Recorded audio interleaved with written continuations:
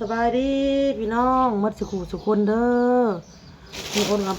กินข้าวกินน้ำแล้วพี่น้องไปตลาดมากับพอดีแม่จีดเพิ่นเฮ็ดลาบปลาเนาะพี่น้องเนาะกินลาบปลาตองกินละพี่น้องกินข้าวกินน้ำซื้อแจ่วนี่พี่น้องแจ่วลูกชิ้นพี่น้องคอยก็สินี่นะย่างฮอทดอกน้ำพี่น้องคนเอาฮอทดอกมาย่างขายให้เด็กๆน้ำพี่น้องเลยแล้วก็ซื้อเอ็นนะพี่น้องเนาะ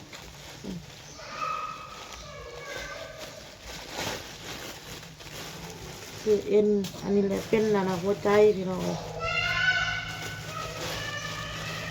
หัวใจ2 โล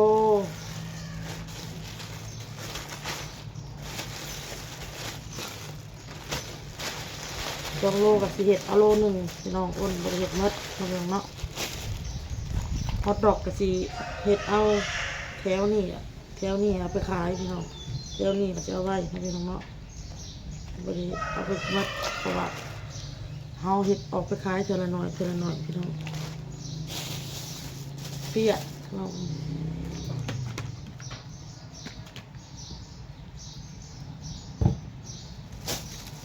เป็นแถมมาให้กับอันนี้เลย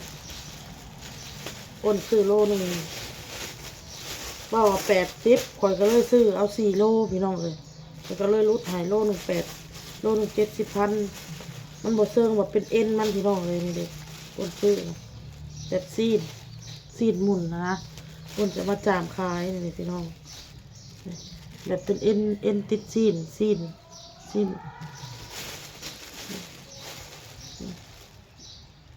เอ็นเนี่ยซีนเนี่ยนะพี่น้องเลยเพราะว่าตัวนี้มันแพง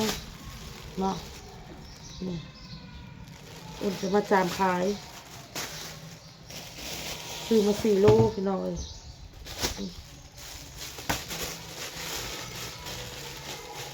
เห็ด2 โลคือกันพี่น้องอะไรคือกันเนาะมาจามพี่น้องเลยหัวใจมันก็สิแบ่งพี่น้องแบ่งเห็ดน้ำกันนี่นะมันมี3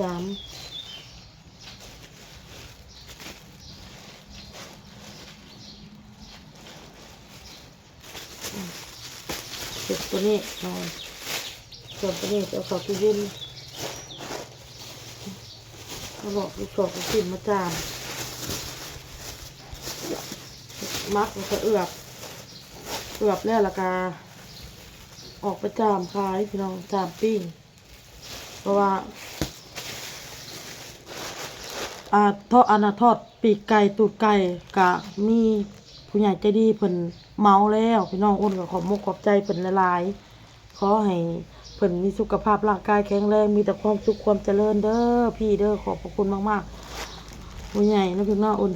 เพิ่นบ่ประสงค์ออกนามเด้อพี่น้องเด้อเพิ่นว่าพี่เมาไว้มีแต่น้องอ้นน่ะเฮ็ดขายเฮ็ดอันใหม่ขายเนาะเฮ็ดอันใหม่ขายหรือว่าคันว่าสิทอดก็สิทอดปีกไก่อันใหม่ตูดไก่อันใหม่แต่อ้นน่ะบ่ได้เอามาขายเนาะอ้นเอาเอ็นนี่มาขายพี่น้องแล้วก็มีหัวใจมื้อนี้น่ะก็สิมีลูกชิ้นแล้วก็สิมีฮอทดอกมื้อนี้เนาะพี่น้องต้มปลาก็ยังบ่ได้พี่น้องเลยคันเฮาจ่ายเงินก่อนแล้วแนวนี้พี่น้องเลยเห็ดอันนี้ละจามอันนี้ละพี่น้องแล้วก็มีพักแน่อ้นซื้อมาพักกับพี่น้องก็สิเพาะเพี้ยเนี่ยนะพี่น้องนี่ผักเสริมผักสลัดพักนี่มันบริยากพี่น้องเห็ดน้ำล้างน้ำล้างเนาะพักก่อนที่เอาอันนี้ไปล่างแล้วก็มาซอยพี่น้องซอยก็เศษน้ำเอ็นนี่แหละก่อนสวยเอาหยกเปล่าออกไปขายไว้พี่น้องเลยนี่ฮะล่างแล้วก็เอามาซอยแล้วก็เอาไปล่างอีกพี่น้อง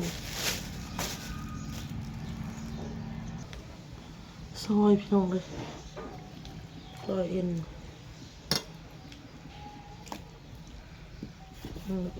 ก็สิว่าอะไร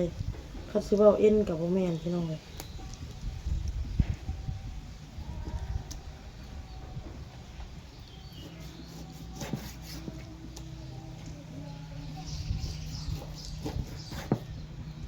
เราต้องเลือกตัวที่ลูกค้าที่มักกินนะพี่น้อง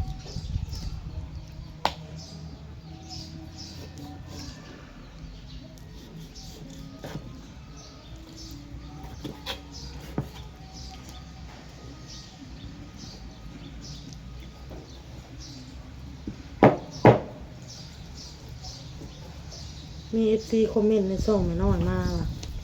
ใส่ย่างมะหุ่งพี่น้องเลยเพิ่นว่าปล่อยกับบริซื้อย่างมะหุ่งม้าบาดนี้เนาะพี่น้องเนาะบอลเอ้ยบอลเอ้ย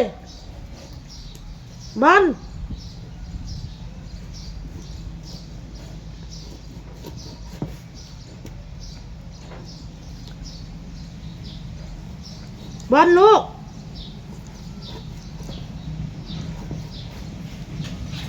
แบบว่าเอาซีนติดเอ็นติดอีหยังนี่นะไปกินนะพี่น้องเนาะมันจึงสิบ่ยากปานใด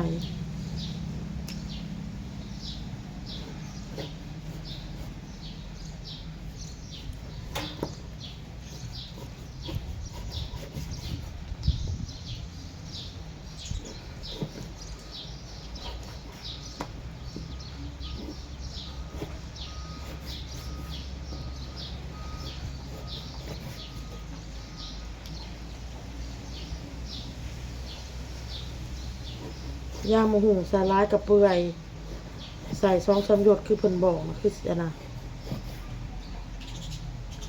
ต้องไปซื้อมะหุ่งมาอีกทีนึงพี่น้องเพี่พี่น้องเอ้ยหากันแล้วฟังมาหามีดบ่เข้า FC บอกให้ใส่ย่างมะหุ่งแล้วแม่เอาย่างมะหุ่งใส่มาใส่กันมันจึงนุ่มปะว่ามันจึงอ่อนว่ะออกไปซื้อมะหุ่งปะจ้ะด้วยคอย่างมะหุ่งคอมะหุ่งซะหน่อยแบบที่เราซื้อมาตำนะเอามากรีดเอายางซื้อพี่น้องเลยแล้วก็เอาไปส่งเรา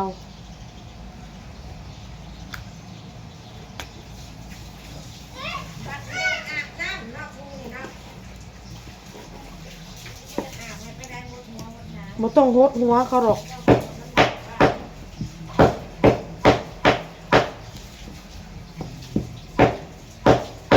แต่ว่านานๆเขาก็ถึงสิเอามาอยู่พี่น้องปีกไก่ก้นไก่ค่ะเปลี่ยนพี่น้องเลยเปลี่ยนแนวเห็ดแต่ว่าเห็ดน้ำมันนี้มันก็ต้องใช้เวลามันคือไก่ได้ไก่เขาทอดเขาล่างเขาก็มาทอดพี่น้องอันนี้มันต้องได้ผักคือ FC ดินั่นแหละคือสิหลักไหลนะพี่น้อง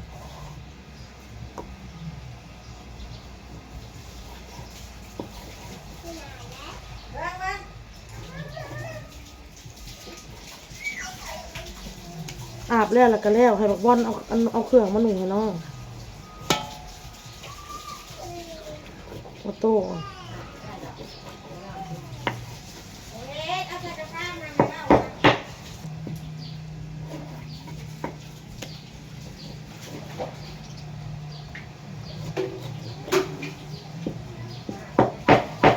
บอลเอ้ยบอลเห็ดยังแม่บอลเอ้ยบอลเอ้ยบอล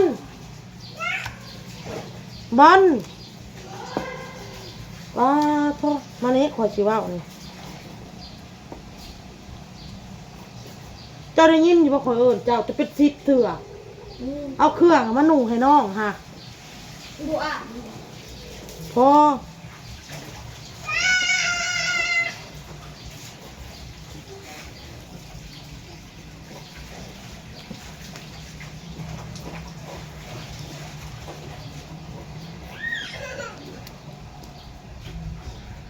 เราก็เห็ด5-6 ตอนเห็ดไม่5,000พี่น้องเลยไปใส่5-6เลย5 ตอน6 ตอนเลยเป็นมาเป็นเนาะโทรหาไม่เท่าน้อยว่าสิไปตลาดนำกันโทรหาเด้อกะมหับสายก็เลยลงตลาดก่อนเพิ่นลงไปตลาดพอดีมากินข้าวกินน้ำแล้วพอดีเพิ่นโทรหาไปตลาดว่าไปตลาดไปมาแล้วโอนว่ะ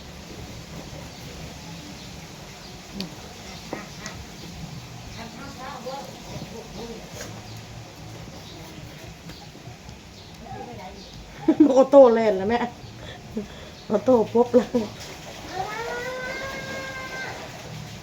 ขึ้นพี่น้องวางเด็กน้อยขึ้นเดี๋ยวสิเอาย่างมาหุงมาข้าวนอนมาใส่มันอ่อนแค่บ่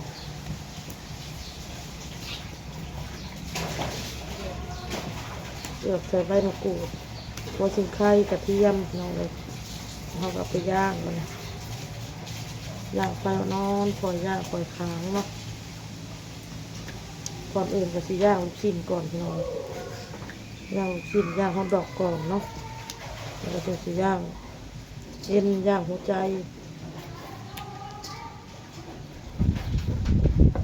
จามเอ็นจามหัวใจนี่เขาจามปนกันบ่วะจามปนกันบ่เนาะพี่น้องบางคนแบบบอกกินงัวเอาจามหัวใจโอ้หัวใจเป็นหัวใจหมู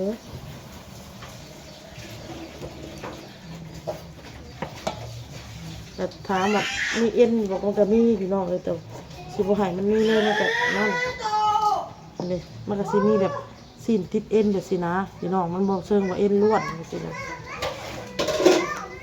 จะได้กินได้ค่ะเพราะว่ากระเจ้าขายแห้งมีแต่เอ็นล้วน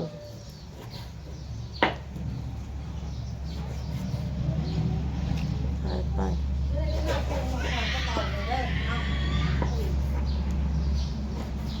เบิ่งน้องแล้วว่าไม่เท่าเราสิเฮ็ดเวียกซอยแม่นี่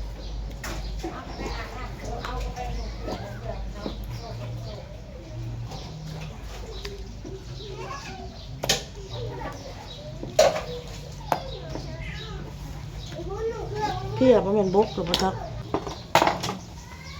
นี่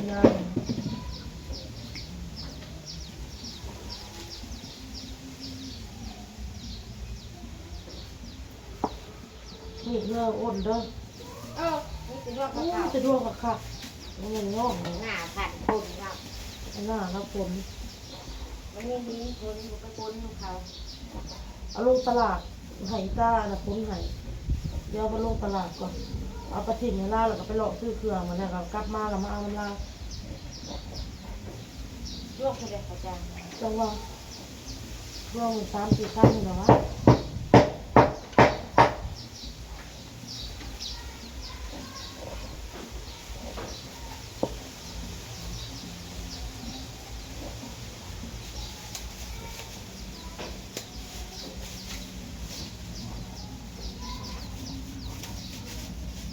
เอาก็เอาซีนแล้วนะแม่เอาซีนแล้วติดกับเอ็นละมา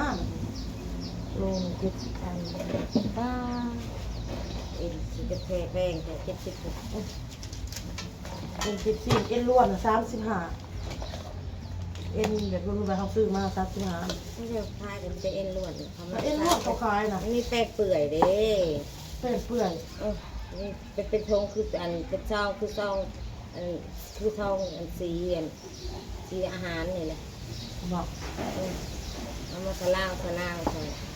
มีบ่ นี่ขายแต่แรกดูสิว่าพูดถึงบ้านนี่ เขาเจ้าใส่นั่นบ่เด้อ เขาใส่เนี่ยแหละใส่แป้งนั่นแหละเขาก็มาซาวลุ้นเลยนะ ใส่ลาย จ้างมะฮงทำมันนอนมันนุ่มอยู่ไฟแล้วก็ใส่ร้ายแล้วก็ท่านลาบของท่านอะไรมันเปื่อยมันเวลาเอาปิ้งแล้วมันหยาดให้เปื่อยได้เขามีแต่เอามาแล้วเขาซอยเลยคือพานใส่ตะมใส่ย่างมะฮงเลยเรียบร้อยเขาซาวเพื่อล้นทัวมันแล้วเขาจะมาล่างออกไปเลยล่างมาเอื้อกไปมันย่างมะฮงได้เขาบริใส่ป้าเงินได้เขาล่างแป้งเปื่อยเลยสลาวเลย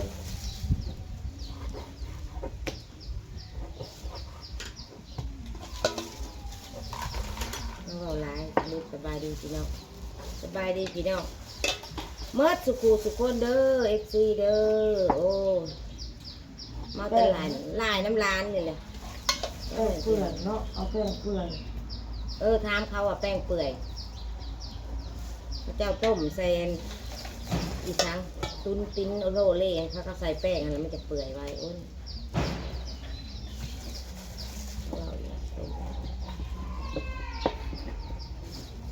ไอ้นี่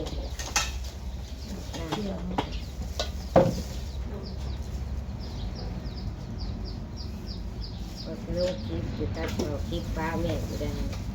ยังไปลงคลิปทีเดียว เจ้าแต่โดนๆน่ะได้ ลงคลิปลงคลิป แต่โดนๆไปกระตัดต่อมาได้สักไม่ใช่แล้วเลยจ้ะแล้วเพราะลูกหลานอื่นๆอยู่วนอยู่ป้าจ้ะนี่คือวนมันก็สบายเลยวะคืออะไรคืออะไรเกิดสิเหตุงานนี่นั่นนี่อยู่กับเขามีอันนั้นมีอันนั้นนะเขาห้องเองวะตัวเขา กินหลับบ่ เอามาอันใ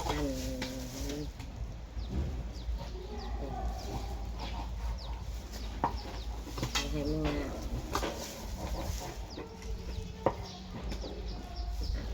มกันเขาก็บ่ขายแล้วใหม่3,000เขาเฮ็ดใหม่5แล้วอันเอาเอ็นมันแพงได้สัก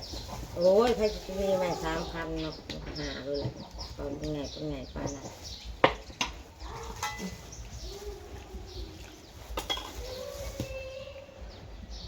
น้ำมัน นี่แหละยก3,000เดือนหาขึ้นไป50มันยังคือกันมันเป็นราคาของก็ขึ้นมันกินกันแรงขึ้นจาก50เป็นแสนแล้วก็มาคือเก่าแต่ที่ละพักแล้วหมัด1,000 2,000ยังไม่ได้5,000ขึ้นไป ก็หอมหมัดหา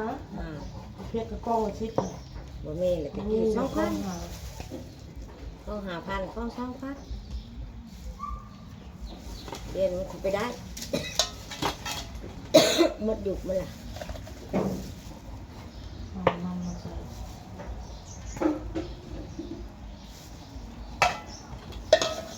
ติดลาวเตรียม ซื้อดีเทียมอีก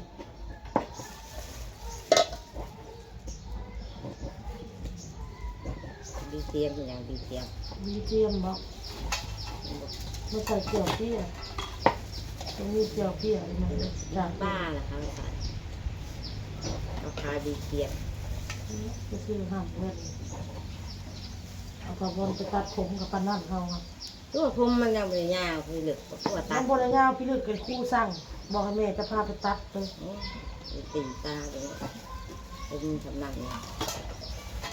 หาเรื่องซื้อยาวสิเด็ดเป็นมันกันเลย เอากันยังว่ามันยาวพอสับนะคือว่าตัดยังบริหอดเดือนแหละเขาไปไล่บางโลดคลิปมาหอดนะว่าเดือนตัดผมบอลใหม่ยังบริหอดซ้ำ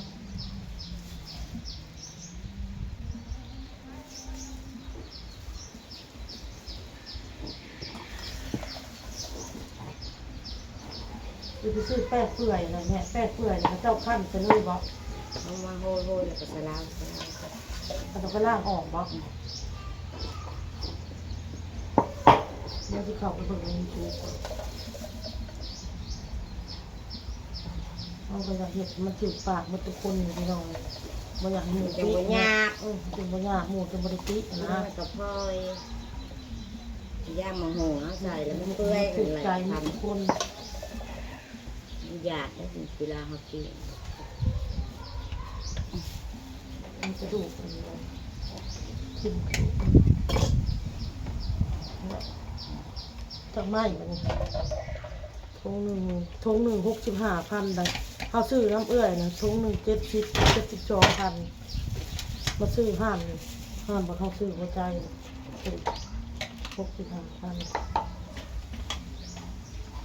2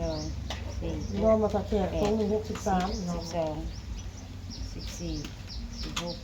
18 19 22 23 24 25 26 27 30 32 34ไม่5,000 ไม่สี่ 4วะเขาจะ 2 ไม้ห้ามึงลองไหลมึงแม่2 ไม้ห้าจะพัน5,000 10,000อาจจะลองหนับมึงครับซอยสี่ 5 9 25 30 35 40 45 50 55 60 65 70 75 80 85 90 90ก็คือว่า จะซื้อเท่าไหร่ 65 ได้ ได้30,000 35บ่ฮอด30 ได้25,000ขายไม่สี่แล้วกันว่าในนั้น มาสิ มันสิบ่ได้ค่าไม้เฮาเด้ 4,000เขาเจ้าขายกันอยู่บ้านกัน บ่ขายไม่ 4,000 5,000แล้วนี่ ขายไม่สี่เอา อันตัวแดงนั่นแหละ3,000บ่เขาขายเขาขายอยู่บ้านเขานี่ ขายไม่4,000 4,000 4 3กับ12กับ3ใหม่10เนี่ย12 3บ่ได้เลย 3ไม่10เนี่ย3ไม่10เนี่ยเราหาตามเราค่าไม้เนาะ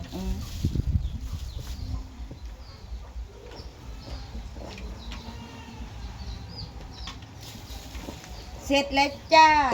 เรียบร้อยเอาลูกชิ้นมาจ้า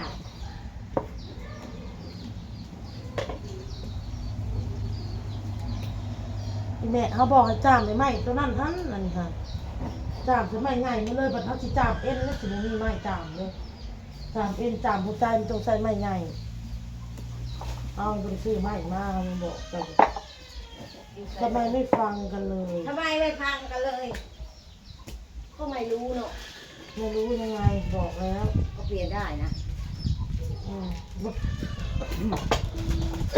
พูดบ่ได้จะเกลือบัดนี้ ก็เปลี่ยนได้นะไม่มีปัญหานะ เงินไม่มีพ่อพี่น้องเพราะว่าอ้นบ่ได้ซื้อไม้มาเมื่อเช้าคิดว่ามันยังหลายอยู่ ไม่เป็นอะไร เสียงห้อง เป็นอะไร สิบ3โลค่ะ ญาติกัน จำเอาแต่ ตีกัน เศร้าไม้ ครับแอบโชคตีไปบุญอย่าคานาตีโลนะจุดโตตีกันโลจุดโตเอ้ยอย่าตีกัน ไปแล้วเด้อพี่น้องเด้อคลิปนี้พ่อกับคลิปหน้าพี่น้องสบายดีพี่น้องบ๊ายบายพี่น้อง